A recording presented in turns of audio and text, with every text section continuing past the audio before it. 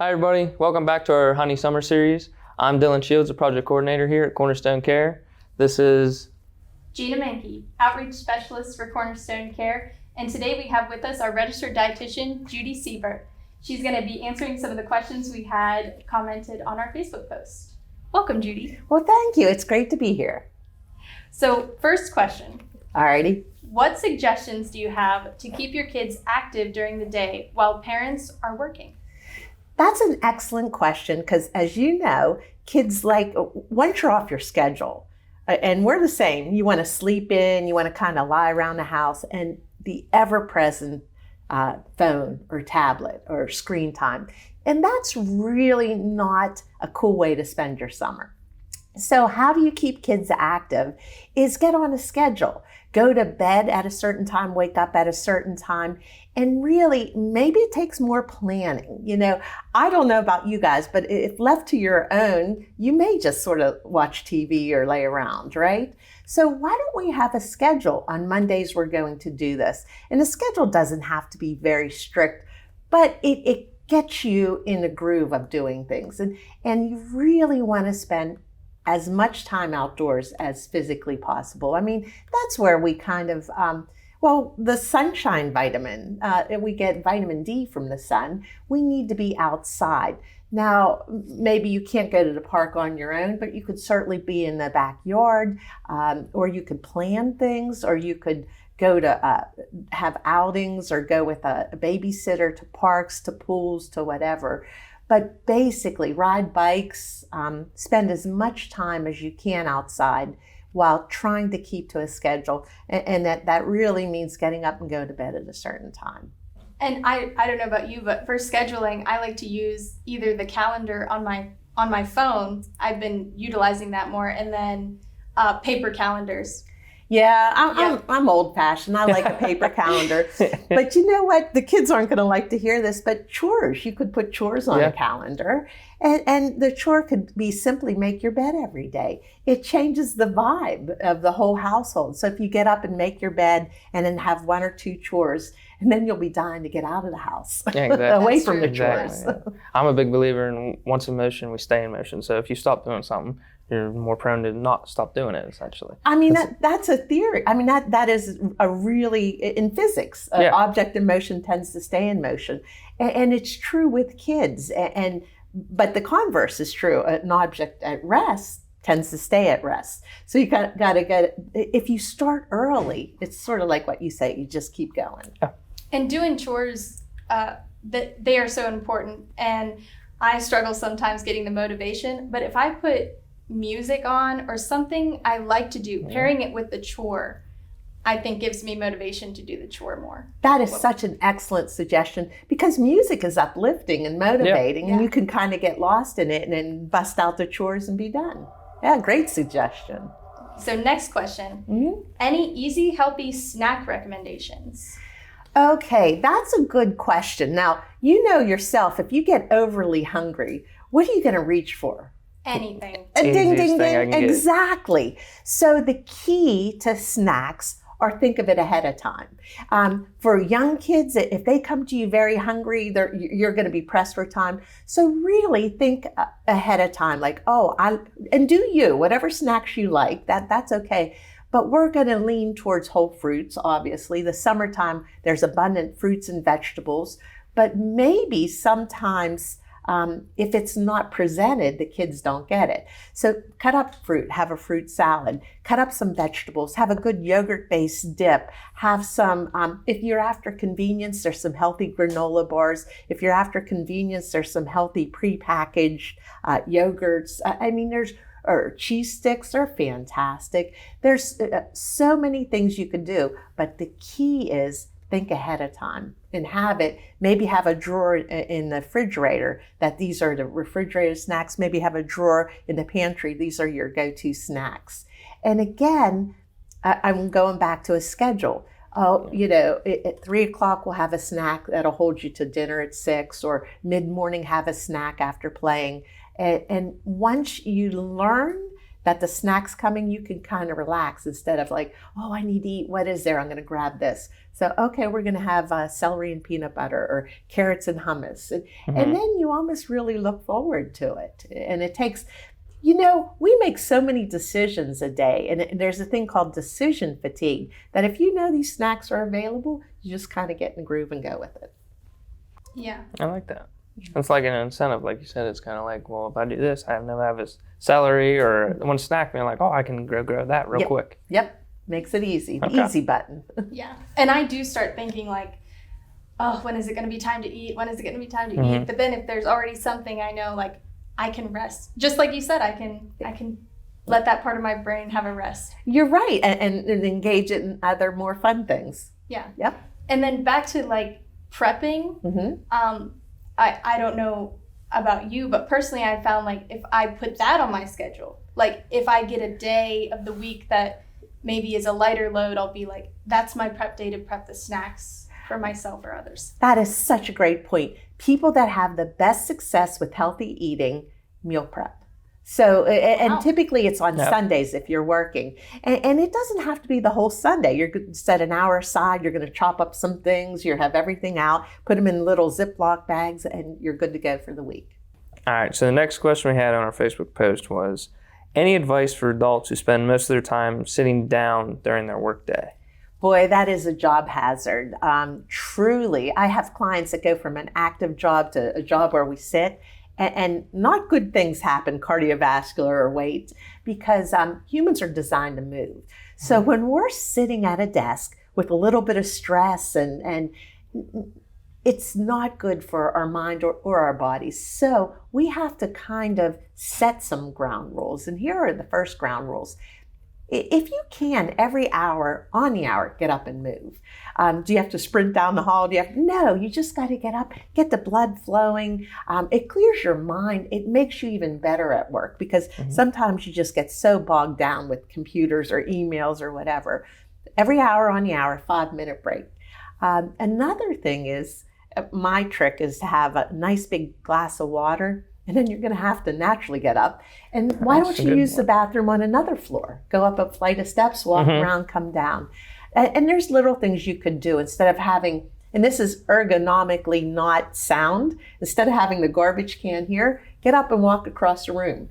Just the physical act of standing up and sitting down breaks that pattern of just, and when we sit there, our metabolism kind of tanks too. So you want these little bursts for the heart and the mind and little breaks. So I would program in 5-minute breaks every hour on the hour, or and I would park further away. I would, on your lunch hour, you could eat lunch and then 20 minutes get out and walk. Just really try to figure out how to get more movement, even standing. When you stand, you're engaging your core, you're shifting side to side. So if you're lucky enough to have a standing desk, that would be great too. Or use some exercise. I know people have these bicycles on their desk. Those are great. If you don't have that, you could just do some isometric exercises or the simple act of, standing up and sitting down 5 times. It's something that just breaks up your routine. Yeah, absolutely. I think that's a big thing. I mean, something simple I do personally is when I wake up in the morning, my phone is not by my bed. It's away from me. So I have to get up out of bed to turn it off. Oh, small but brilliant. So it's just something just to move. And that ties into our steps, our stand goals, and everything's just tied into overall. Yeah, anything you could design to get more purposeful movement is wonderful. I think this topic is so important because even if you get up and you work out for 30 minutes or an hour, but then you go to work and have a desk job, you might still be leading a sedentary life overall. So true. Yes. So true. And just because we've automated ourselves into diabetes and obesity, even if you're a roofer, you have this gun that goes zzz, zzz, instead of stuff like that. It's way different now. Yeah. So we have to now purposefully find more movement. And it's not as easy as one would think, but if you do it enough times, then it becomes automatic. So we really have to fight that along the way. And you're right, even though you have a burst of energy in the morning and then you're sedentary the body then goes into that lower metabolism, which never helps. I love that you brought that up because another thing that ties into that is onset muscle soreness. So that's a big thing. If I go lift in the morning or run or anything and I sit for most of the day, I'm going to be way more sore than the body because the blood's not pumping, inflammation's going to settle in. I'm not taking care of my body that way, essentially. Yeah, and I don't know. I've considered walking meetings. Have you ever heard of those? No. They're cool as heck. Instead of sitting there for an hour in a boring meeting, they'll say, let's go walk this trail. And everybody's more engaged and in a better mood and more likely to share. So yeah, walking meetings are great. That makes a lot of sense because a lot of movement provides better cognitive function. You're right. So that ties right into that. Yep. Yeah. So think about that.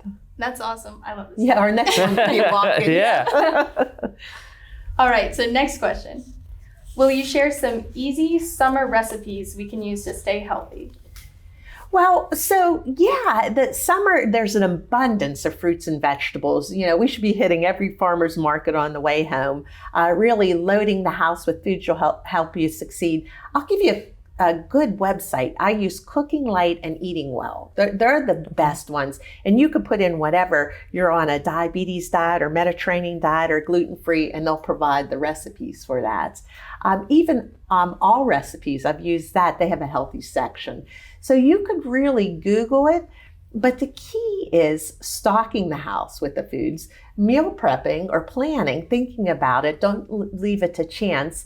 And really reap the benefits of all the summertime, the fresh fruits and vegetables. You know, I have a garden. That's another great activity for kids, and they could be watering and weeding. And then it gets to the point where, well, at least last year, I ran out of ideas with zucchini. So, you know, and you know, that's a good problem to have. So really just get children involved. We all have our preference and tolerance. Ask, what would you like? Offer some suggestions. Would you like this vegetable or that vegetable? And then have them go online and find a good recipe and try it out in the kitchen. It may be like a new standard in your house. I love that. And I love your shirt today That because ties right in. Yes. it's like so colorful, and that's what we want our plates to look like. And it's so great during the summer because everything is there and we can make it as colorful as we want. So again, another key point, people tend to count calories. I think it takes the joy out of life, and it doesn't even parlay into health benefits. You know what we should do? Count colors. I love that. That's a great, I love that. that's a great idea. The more colors, the better. That's all I know. When I went to Penn State eons ago, it's all about vitamins, but nobody really has vitamin deficiency unless there's an issue. But there's over 900 phytonutrients or antioxidants. I know about 5 of them, you know, like lycopene or beta carotene. So all I know is each color provides something. So eat the rainbow. That's awesome. I love that. That ties into something we talked about earlier was the eyeball taste buds. Yes. So the colors and all that, what we see, I'm more prone to grab something like that than a plain, non-colorful dish. You're right. And marketing even has very colorful stuff because that's how they get. Why not just let nature be your guide? I love I that. like that. So our next question, it's 2-part. This family is always on the go. What are some cooler packing items that they can prepare for like hiking or like outdoors? May have soccer games. Yeah. Any sports. You know, I've been there where you're running here or there, and then there's this pool to go through fast foods or the concession stand. I know that's how people make money, but that's often not the best choice. So with a little bit of planning, a little cooler, some ice packs, you could pack anything. I mean, it could be the cheese sticks, the Greek yogurt, the yogurt in a tube, drinks, water, or some healthier beverage. Fruit that's chilled is fantastic. Frozen grapes are fantastic. The cut up vegetables, and people say, well, my kids like vegetables, but they like dip. Have at it. If it's getting you to eat the vegetables, have at it. You could do wraps, sandwiches, anything. You could freeze the water bottles, and that helps keep the food cool. And guess what? The kids can't wait to get back in the car and have their own. So, you know, just it goes back to pre-planning, asking what their preferences and tolerance, what they would like, and then kind of upsell it. With a wrap, you could put a ton of vegetables in. You could julienne carrots or lettuce and some meat and cheese and a whole grain wrap or spinach wrap. Very colorful. Have a dip, have a nice water beverage and a piece of fruit. You're good to go. And guess what? When you fuel your body healthy, you're better able to perform on the soccer field or baseball or swimming or whatever. So, That's a great point. I don't know if this is healthy or not, so maybe I'll ask you a personal question. all right, sure. So I used Greek yogurt, plain Greek yogurt, and then I put the like ranch dip in it. Is that like Two thumbs up. Okay. Two thumbs up. And it That's tastes great. amazing. That is the best recipe you could use because the Greek yogurt is like 4 quarts of milk smashed into one. So it's high calcium, high protein, high vitamin D, and then you flavor it, and it's fantastic. Yeah, that's a great one. All right, I'll keep doing that. That's Right. great. That's awesome.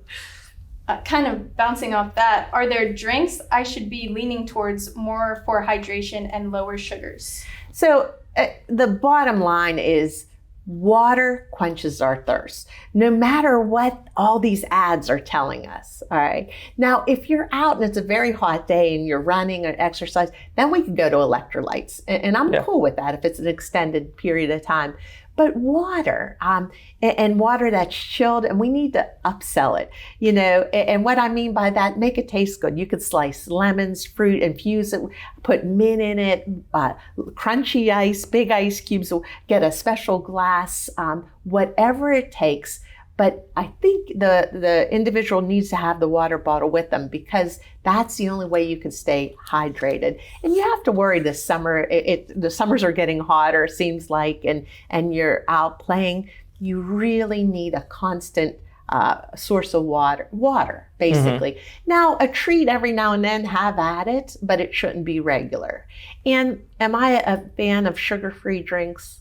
I'm not. Not for, yeah, we could do a whole nother thing on that. Yeah. But, you know, if you even had to put a smidgen, like if you had unsweetened iced tea and you put a little bit of regular lemonade in it, that's all right, you know. So, because children have a lot more expendable or disposable calories than adults, but as a general rule, water. Mm-hmm. If you could give us a quick snippet of why no sugar-free drinks. So it's just man-made. And if anything I've discovered in my life is we just don't do well in a lab what nature's provided, right? Okay. So I think they're finding more and more links that maybe sugar-free, if you drank a sugar-free beverage, the body perceives it as sugar, and you throw out insulin, and insulin lowers your blood sugar. So maybe sugar-free beverages make you hungry. Okay. I've heard that, yeah. I don't know. People really kind of lights up the reward pathway and just takes you down a path where, you know, I've never drank a big water saying, man, I want another big gulp of that. You know, Yeah. You know, if it's a diet, something else with the fizz and the caffeine that's lighting up, it really gets you going. This ties into something because like it's such an easy thing to grab. A Coke, anything we go to a gas station. The water, have you ever noticed, is always tucked to the corner. It's never when we first walk in. It's marketing. So that's why we have to upsell it. And we have to maybe have a pitcher in the refrigerator with lemon sliced. I will drink that all day long and because it looks so pretty, or have their individual cups with a straw or however, with lots of ice. We have to upsell water because the powers are stacked against us to get these other beverages. And those are just easy, just empty calories essentially. And a drink, a sweet tea could be 160 calories. Or more. And then sugar, and then everything else is inside of it. So let's say you have 400 calories of sweet tea. Are you full? It's like, no, I'm ready to eat Exactly. now. You know, if you had a 400 calorie wrap with an apple and some veggies, you'd be full for 4 hours. Sweet tea, it goes in and doesn't provide any nutrients. Yeah, exactly. Yep. Exactly. All right, to keep going with this water idea, how much water should we be drinking in a day? Well, that's a good question, and I don't have a really good answer. As a general rule, 8-ounce glasses of water, so almost a half a gallon of water. But it depends on how hot it is, how much exercise you did. The elderly, the younger need more water. So sometimes we can't even rely on our thirst. you, again, if you have it with you, you're more likely to sip on it. And if you start to have any problems like headaches or dry skin or dry mouth, or even if the color of the urine gets dark, you're dehydrated. Then you're behind the 8 ball and you really have to hydrate. So basically, don't necessarily rely on your thirst. Minimum 8-ounce glasses of water, but could be a lot more. Yeah, and I learned from you, whenever I start getting a headache, I immediately reach for the water instead of any medication, ibuprofen. I go water first, and that usually solves my problem. Isn't that amazing? Yeah. Or sometimes people feel like they're hungry and just drink a glass of water. Maybe you were thirsty. So always reach for water first, and then you could go from there. I like that. So I love this question. So I'm going to see what you think about this. Is there a time that I should stop eating at night? So, excellent question. I'm a diabetes educator by trade, and all I know is when my clients tend to eat at night, I have to give more and more insulin to them. Think about it. You've done the whole day's work. You got up early, ran today. In the evening, aren't you kind of tired and you're kind of relaxing, and maybe you eat dinner and then you maybe answer some emails, screen time, and go to bed. So you're not burning anything off. So it's not the best idea to eat heavy at dinner or even after dinner. And the problem is when summertime, everybody's schedule gets shifted and we tend to eat later and later. So as a general rule, you shouldn't eat you should eat 3 hours before you go to bed. So the window kind of slams shut then. Yeah. So if you eat at 7 and bedtime's at 10, that's good. But the problem is we tend to eat a lot of carbs, and that just sort of gets stored as energy. And when we sleep, we're not really burning. I mean, we're rejuvenating, regenerating, but of course we're not active like we are in the day. And then it could, with older people, you have trouble with indigestion and heartburn and laying down. Mm-hmm. So as a general rule, about 3 hours before bedtime, the window slams shut and then we're eating.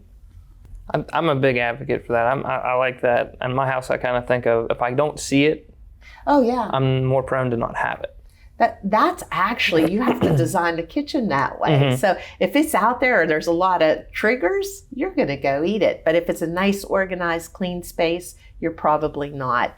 And my clients, a lot of times, you guys included, tend to skip breakfast. Yeah. All right. So if you eat late at night, you tend to skip breakfast. Yeah. So if you stop earlier, if you stop at 7 in the morning, you're hungry. Yeah. So, that's a long period of time. Yeah. So it gets my clients to eat breakfast if they stop eating. Okay. So I have a lot of friends who are midnight snackers or, really close to bedtime. Do you have any insight as to why? So the longer you stay up, the more munchy we are. It's sort of, it keeps us, lights up our brain. It keeps us engaged. Have you ever stayed up like really late and then you get munchy? Oh, yeah. In college studying and stuff like that, absolutely. Exactly. And that's just a natural pattern. So again, it's good to have a bedtime, but if you're one of those individuals that want to munch late, maybe consider less carbs and more lean protein and veggies, and less the things that light up our brain like Doritos or crackers or stuff. So that goes into some question that I have.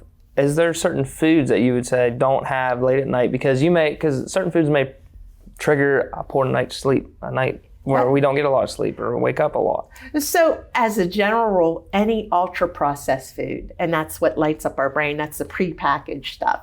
So if you want to slice up an apple and put some peanut butter on it, have at it. If you want to have some grapes and a cheese stick, have at it. Just don't open a container of something that's highly processed, because that just sets in process a pattern that's not good. Mm-hmm. I love that, because sometimes when we know the why, it helps us to not do it or to practice mindful eating. Exactly. Yeah. And it all comes down to mindful eating. And when we're stressed, we tend not to think. But if you mindfully peel an apple or slice it and enjoy it, it nourishes you. Mm-hmm. That makes sense. All right. Final question, Judy. All right. I am faced with so much temptation when I go home from work with passing by all these fast food places that are quick, easy, and taste good. But I know I should limit my fast food intake. Do you have any tactics, tips, or suggestions that will help me not get fast food so much? I do. And I think we're all in that. Fast foods crack the code on how to bring us in. You can see their signs from miles away, and it's triggering, and it gets you thinking. So, and I've been in this boat, trust me. When I worked a long day, I would see these fast foods and I might not even made it home. I'd have stopped in. Mm-hmm. So here's what you have to do. And it all goes back to what we said earlier. You have something waiting at home. You have a planned meal at home that gives you a little bit more oomph to pass the fast foods. Or, and this, I believe in it too, don't drive. Take a different way home. Yeah. Oh, I like that. I would turn left instead of turning right. I'd go the long way just to avoid that. Because, you know, if you had a bad day at work and there's nothing at home and your brain's firing up, it's so easy to drive in there. Absolutely. Yeah. So really, fast foods can be a treat, and you know, treats is treats. You know, there's going to be a time where there's nothing at home, and you're going to run through. So maybe rethink your drink while you're there, make better choices. But as a general rule, you want to get out of the habit of going to fast food all the time, and that's simply planning meals at home. You'll save a ton of money too. So think of it that way. I like how that, much yeah. I've saved. That makes so much sense by taking it a different way, because any fast food, McDonald's, Wendy's, they have these big signs that are so high up in the air. They light up, you go through the main, you can see them from the highway, and they're off 2 exits. You're absolutely right. They're high traffic areas. When we take the kids on vacation, they would see it on the highway and start with the playlands or whatever. They really know how to bring families in. And it takes, and again, if you had the cooler in the car and you're traveling with the kids, maybe you could circumvent that. No, I like that. It gives that, it goes back into that incentive. I know this is here, so. And the more often you do it, the more it energizes you, and it more likely becomes a pattern. So you have to break these old patterns and develop new ones.